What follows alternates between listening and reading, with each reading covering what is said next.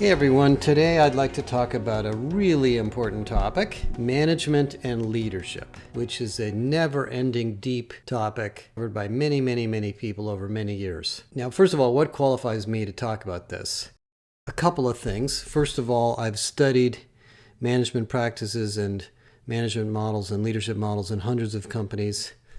The second is I've had the chance during my career to work with leaders in very interesting different kinds of companies and observe them and learn from them. And the third is I've had the chance to be a leader many times in 2 startup and growing companies and a couple of very large companies.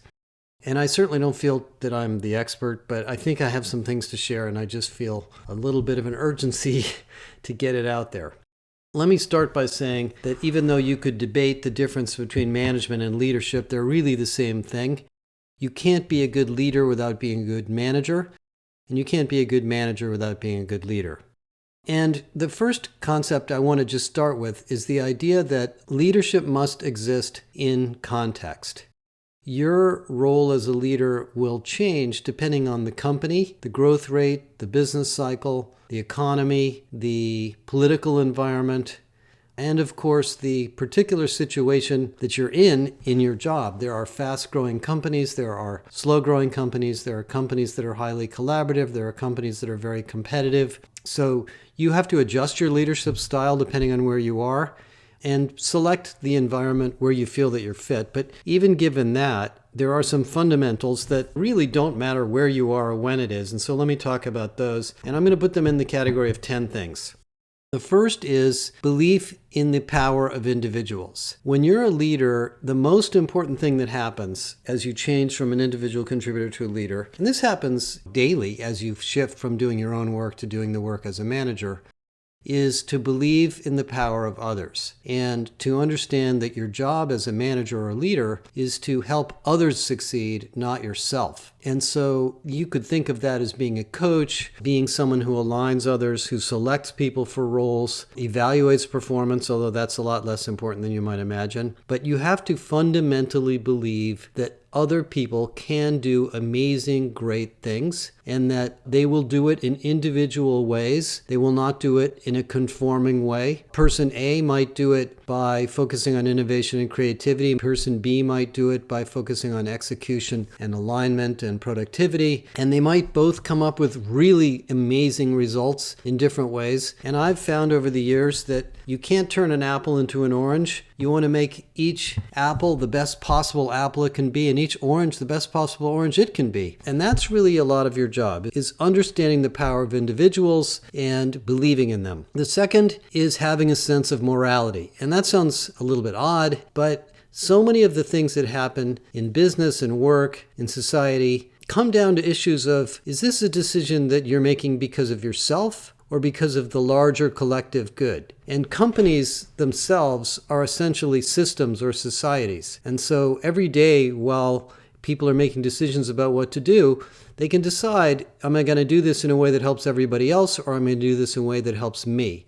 And that's a bit of an issue of morality. The reason the word morality is a good way to think of it is in the broader society, in our jobs as citizens, when we decide to pick up a piece of trash or help somebody or give money to a homeless person or stop at a red light and not go through it, we're kind of making a decision that maybe this isn't the best thing for me, but it is helpful for everybody else, and therefore it's the right thing to do, and that's the way I'm going to live my life. And that's what goes on inside of companies.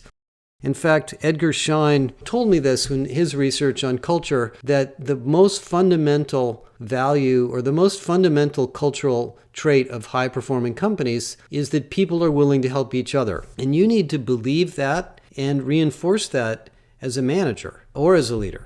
The third discipline or the third characteristic is humility. And humility is, sometimes people are born with it and some people are not born with it. And I won't mention any names, but there are a lot of people in the public domain who clearly are not very humble. And there is a tendency for younger people to copy them and aspire to them and mimic them. But in the long run, and I can speak this through example, I've worked with some very arrogant leaders and been around a lot of them, to be honest. Humility works better. It makes you a better listener. It makes you a better learner.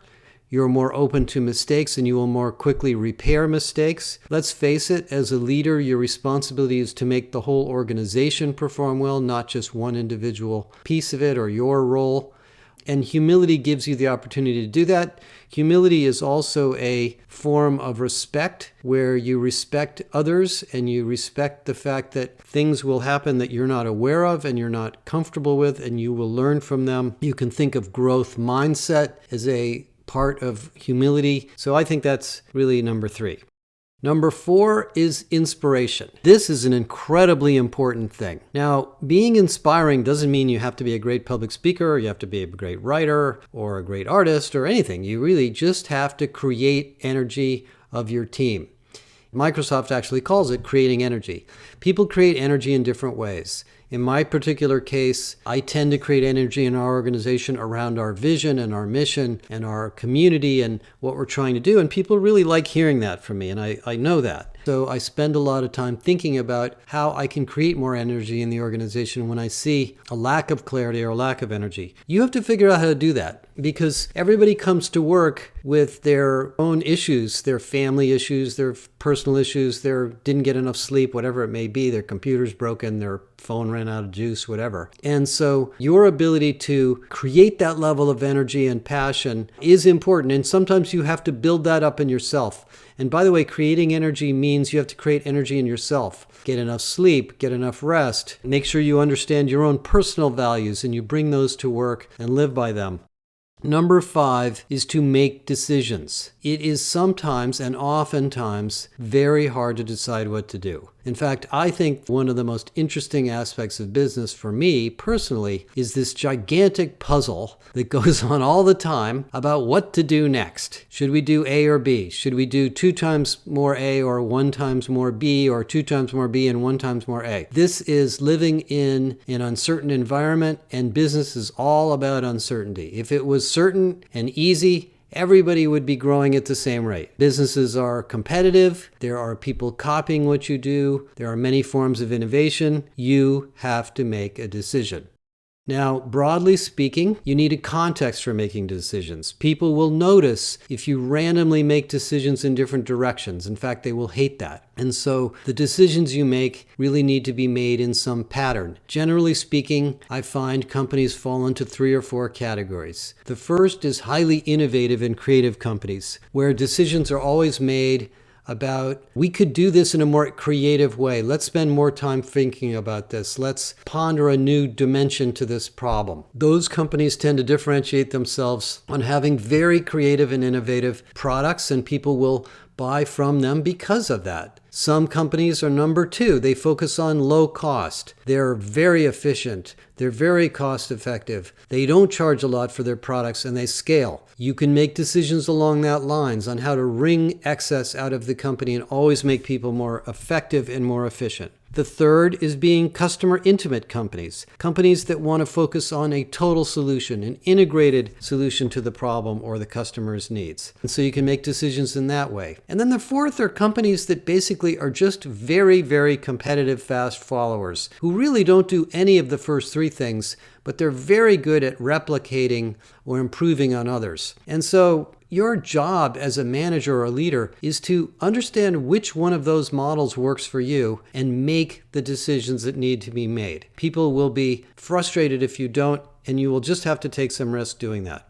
The 6th area is considering all stakeholders. And this is a very contemporary topic in the world of sustainability, but it's actually quite a big, important thing. Who are your customers? Is your customer the person that bought your product or service?